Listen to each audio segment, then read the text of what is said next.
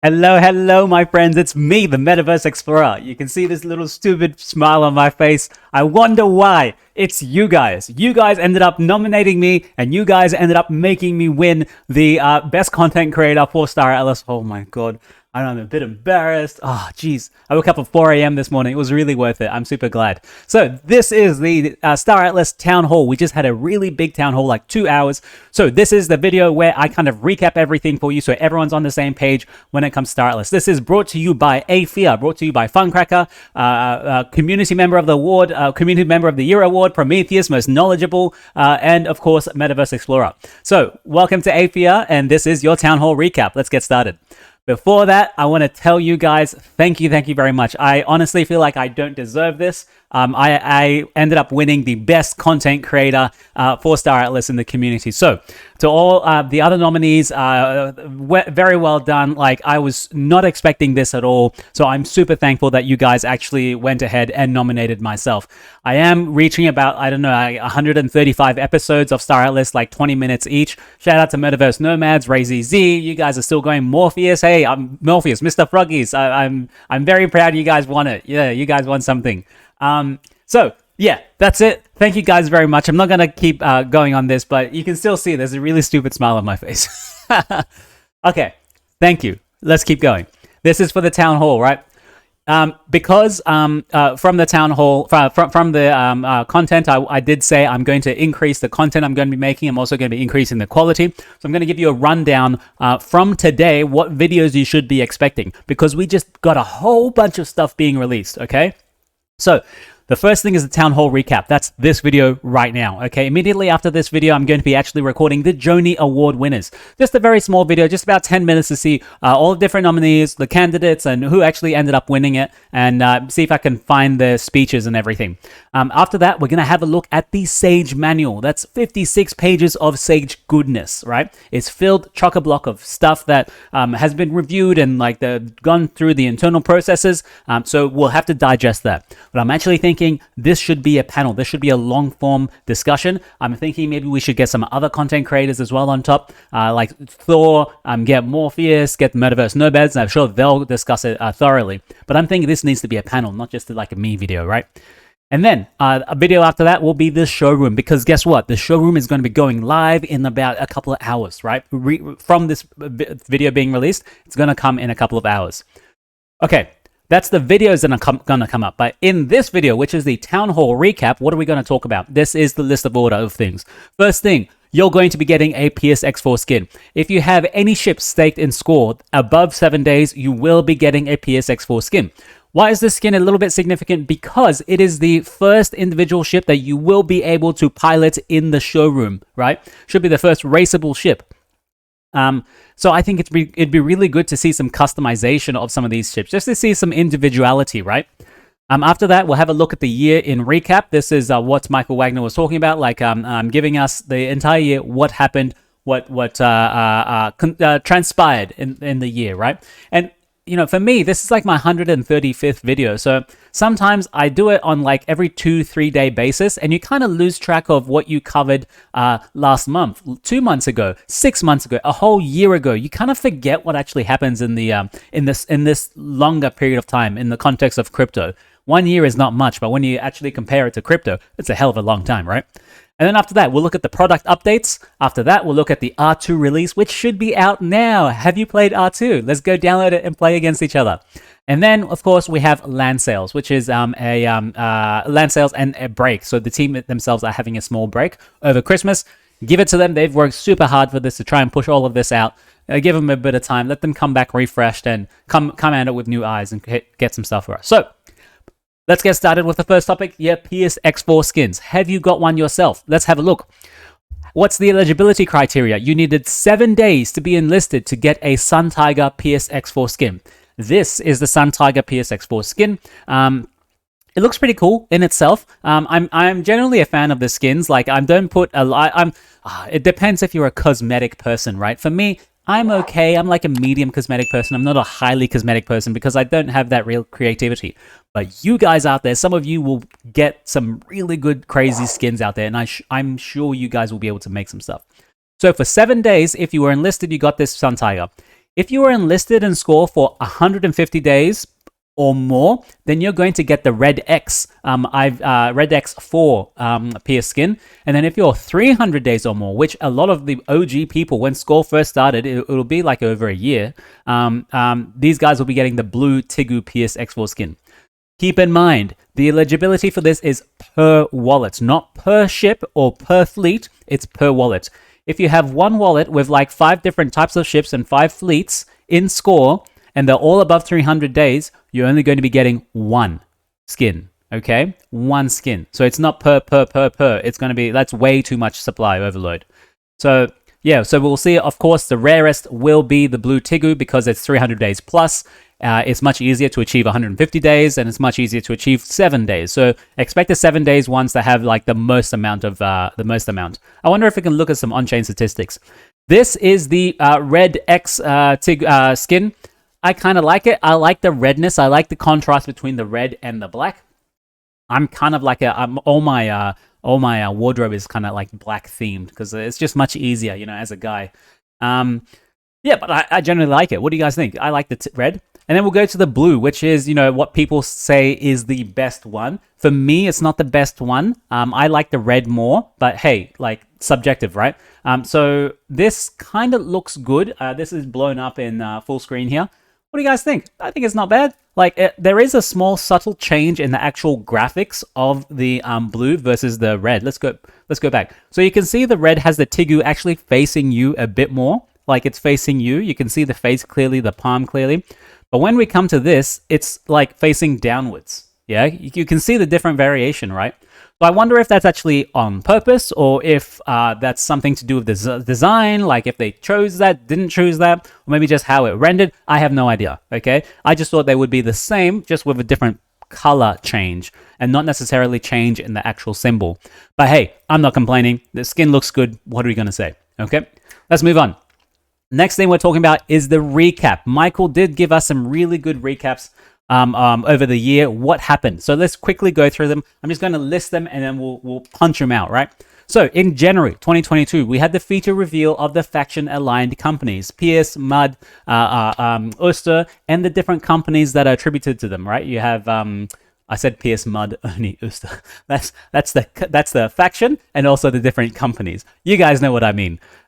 Signal, I know you're watching me. You're going to give me a bad comment. Be nice, Signal, okay? I'm trying my best here, okay? February, we had phase 2 of the GAO. Some ships have not even been sold out. We have the Titans that are still going across that later in the year, but some phase 2 ships are still there. Remember, they released a new tranche of them that are significantly discounted to 80%, and then they went to 70%. Now I think we're at the 50% mark. So it makes no sense for anyone to buy those GAO 2 ships now when they could have gotten it for 80%. Yeah? And then in March, we won the site for the best year, one site of the year award for StarAtlas.com. That was a really good site. I'm very happy with that. March published the first weekly edition of the Roadmap Scan. This is where I got a lot of my information to make this content for you guys. In April, we had a collaboration with the Sandbox, which is, I think, the headgear as well as an Oyster, like your rendition of the different classes, the different the MUD, the Oni, and the Oysters. And then in May, we had participated in the Solana Miami event and Hacker House. And oh man, this is it's a bit dicey here. This is when things started getting unraveled. Ooh. Okay, and then in June, first ever edition of the Copa Festival. That was a really great festival, celebrating the entire community. I think something is getting better, right? That's 2 things that we just celebrated the community: the Journey Awards, the Copa Festival, and I'm sure little smaller things are in there as well. In June, again, we had the first ever quarterly economic report. There will be another one coming actually very, very soon. Did we get the quarter 4? I think we got the quarter 4. I'm not sure. I think we did. Well, quarter 4 is not over yet, so get back to me on that. I got to find out. July, we had the first 46 Lite event, which was huge, guys. Huge 46. Everyone's like super into it. So yeah, actually, that's another community event. There's a lot of community stuff, right? You just got to get involved. September, we had the AI generated art contest. That was also super awesome. It got me experimenting with Mid Journey. We saw some really, really, really great artwork. September was the second 4 to 6 live event. We had the showroom release 1, Scream Hagger module was released. The F kit was announced. It's a Solana, it's a software development kit so other people can build using it. We had the Atlas Locker launch, and then the actual governance paper. So much, right? So much. In October, we had another collaboration with the Sandbox. This time was for a game, and I think I covered this just very briefly. And guys, all of this stuff I covered in the entire year that we've been in Star Atlas, 135 episodes plus. I've covered most of this stuff, right? Let's keep going. In November, we had the moment. The moment, right? It was a high of the year or a low of the year, depending who you ask, right? We had Breakpoint at this time, where we had the Games Day, where we got to see some really good content. Early access to R2, a keynote speaker by Michael Wagner, kicked off Star Atlas Core, and rolled out to like a kind of a recovery plan, which is now called the Star Atlas Golden Era Start Sequence, or what are you going to call it? I forget the name of it. Let's move on. December, we had the Start Sequence continues with land sales, winter break, and on the they come back on the 21st. Oh, sorry, they go to break on the 21st, come back on the 3rd, and right now we're going to have the R2 release. So I think I've given you a whole lot of text, and I feel like I've talked a whole bunch of stuff. So let's take a little break. And after congratulating Star Atlas on winning the Best Graphics Award at the Game 3 Award, or Games 3, I don't know how to say them. The Game 3 Award, Star Atlas, congratulations! Yay, we won another award in itself. We have the best graphics. Think about this, we're up against Illuvium. Now, Illuvium has like really top-notch graphics, AAA graphics, but Star Atlas did win them. Now, I got to go back and refresh my memory. What are the things that we didn't win in? And what did Illuvium win in? And because I consider Illuvium to be our top competitor at the moment. So I want to go back and see what we didn't win and see who won in that one. And then compare in my mind. Just so I keep I just keep it in my mind. I think it's good. Because remember, Star Atlas is not the only game, guys. There are lots of other games also building, right? We have to also be cognizant of other players in the ecosystem. Otherwise, I feel like, you know, they will know about us and they'll know what we've done wrong, but we won't know about them and what they've done wrong, so we can learn from them, right? Let's keep going. I'm going to stop talking now. We're going to watch a video. Enjoy.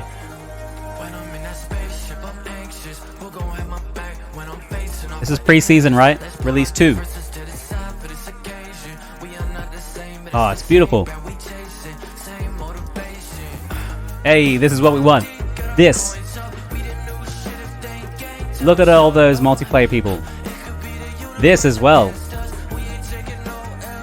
Very good customization.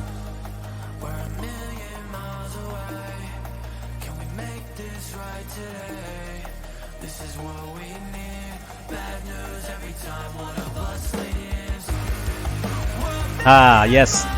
What seems to be an X4 versus a Thimble Lobby. Tufa. Look at the Tufa. I love the Tufa. It's so camouflaged. You could barely see it. I feel like I want to buy another Tufa. And also, going up against the Tripid, good luck. You see the Tripid's lasers coming at you? Man, you better be scared when you see a Tripid coming at you. Now, I feel like that was just so good, we have to watch it again. Oh, should we? Yeah, let's do it again. Let's do it again. Let's do it again.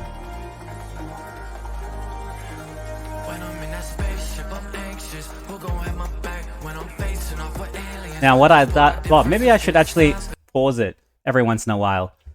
Maybe I don't want to pause it because there are little things that we can actually find. Like in the bottom right now, you can see this guy is actually maxed out in the firepower.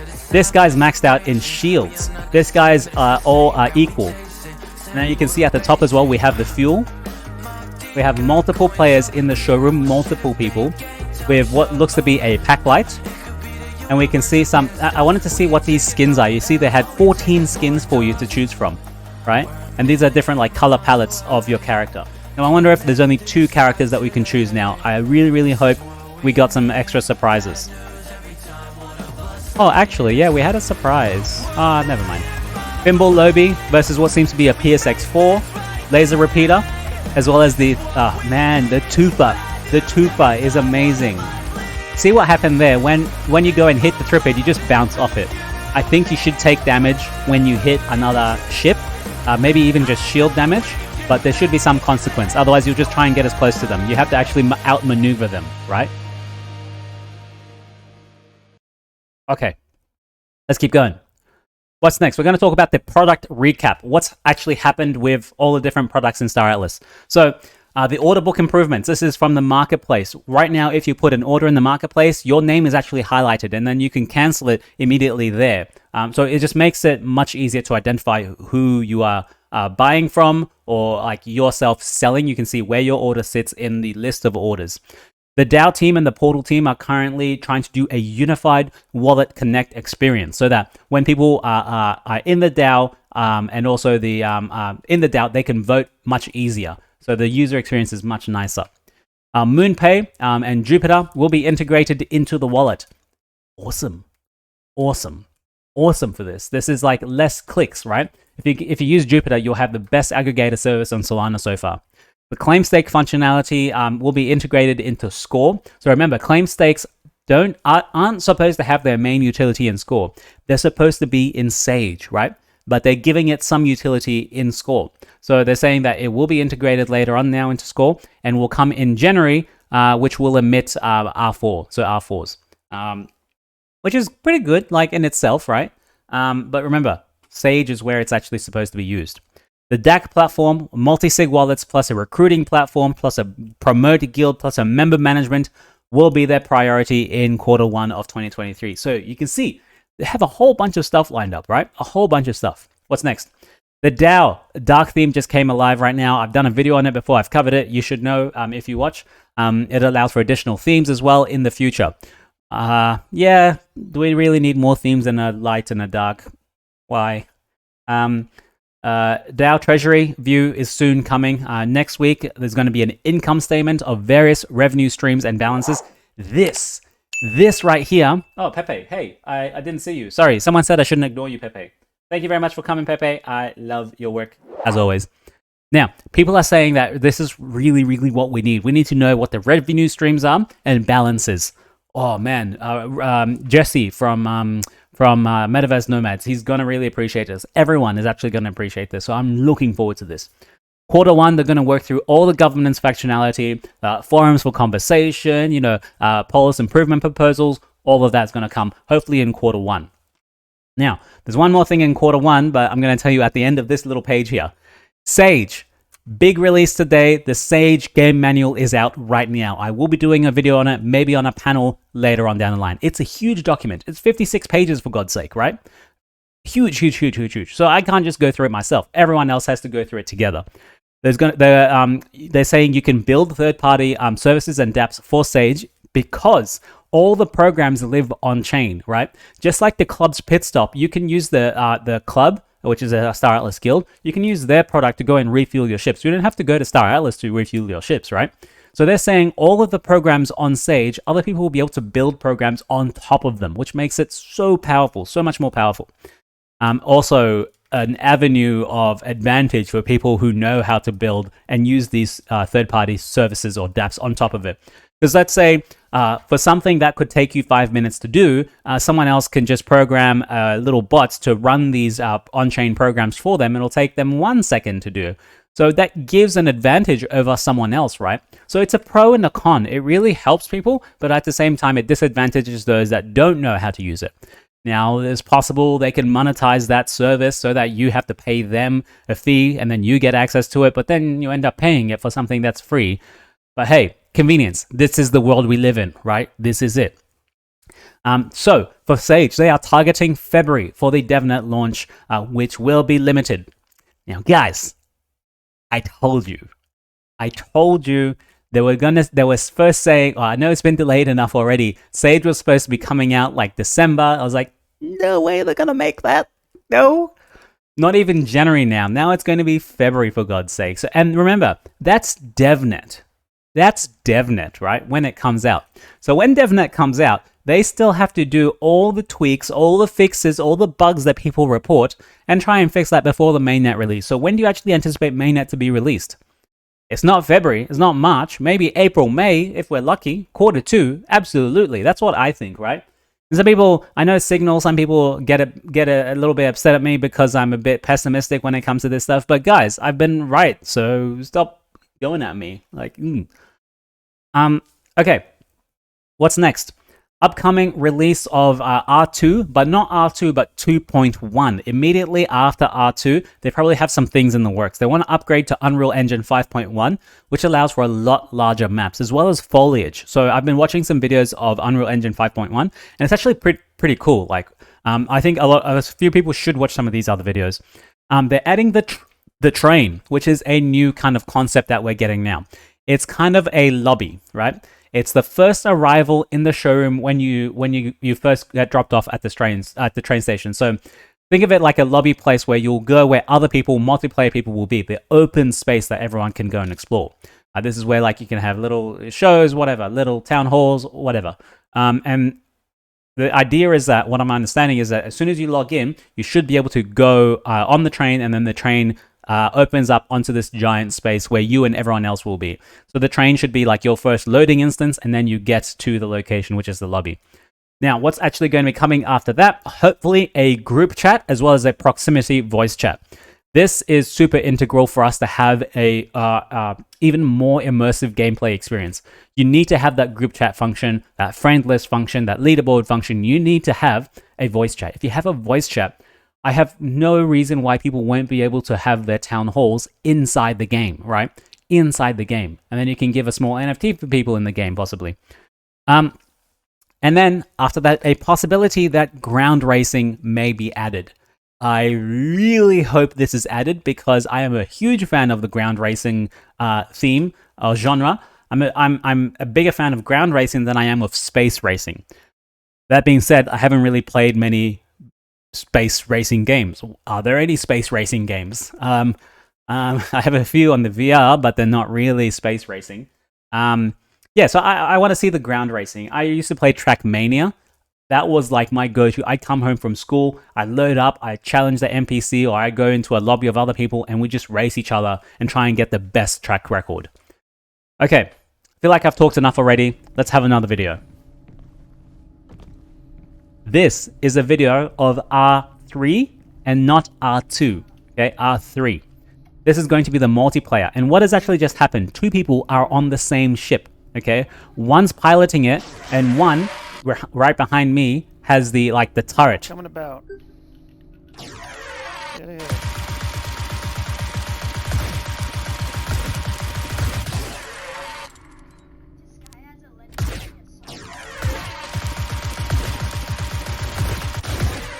Got him.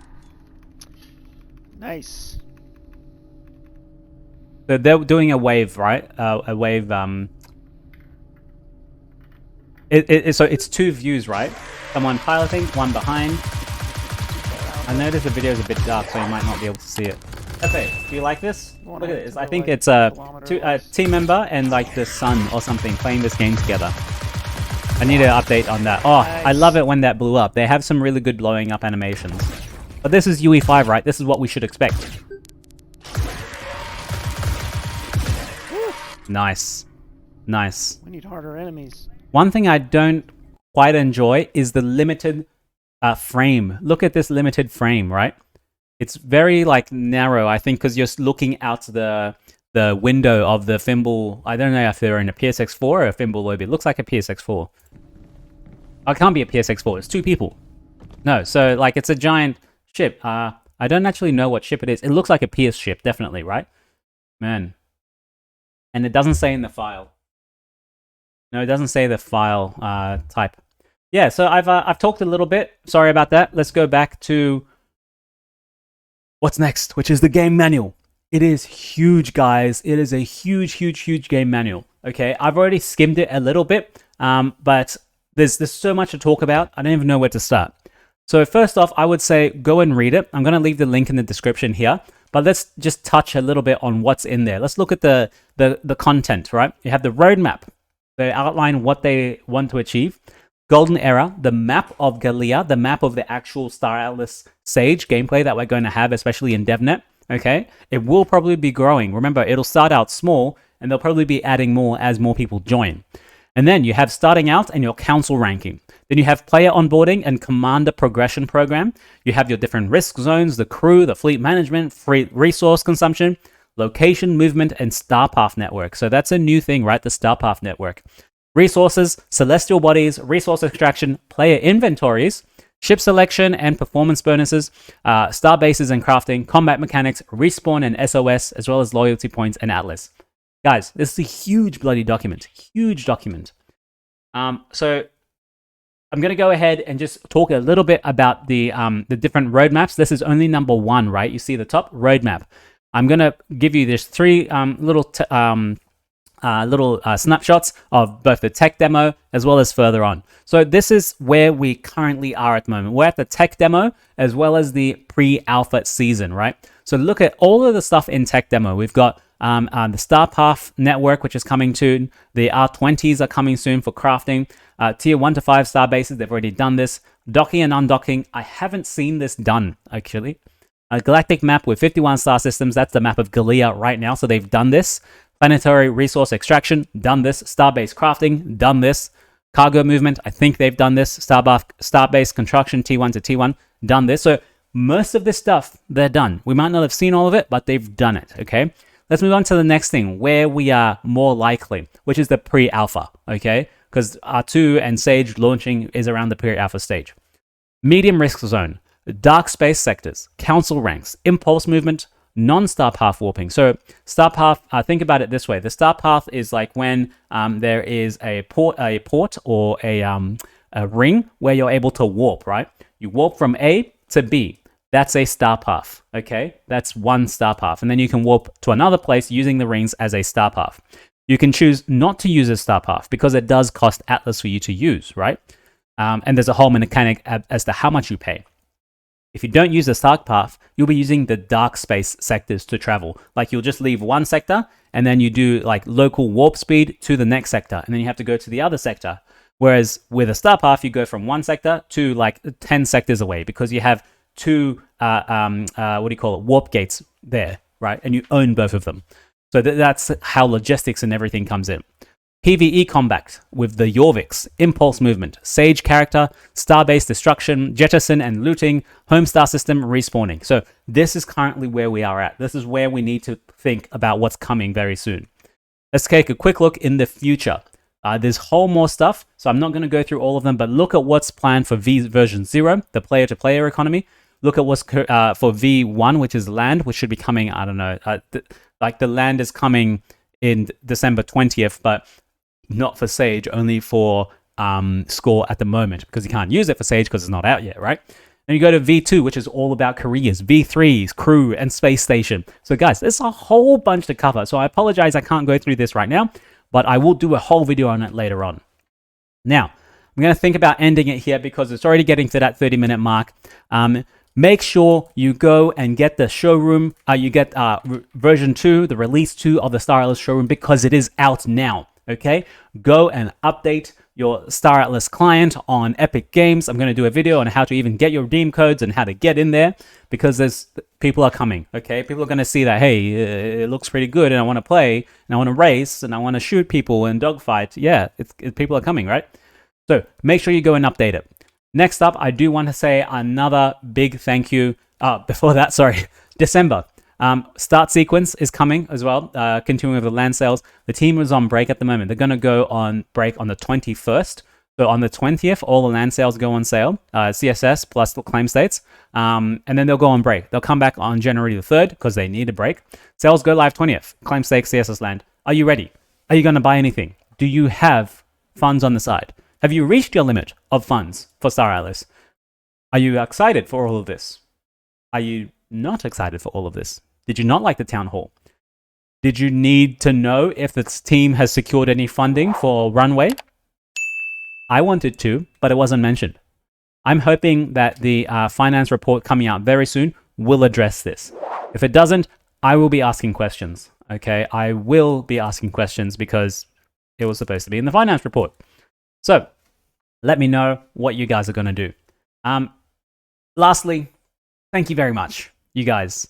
I literally couldn't have won this without all of you guys nominating me. So I don't know how else to thank you. I'm going to keep doing all of these videos, keep on top of it, keep you guys updated.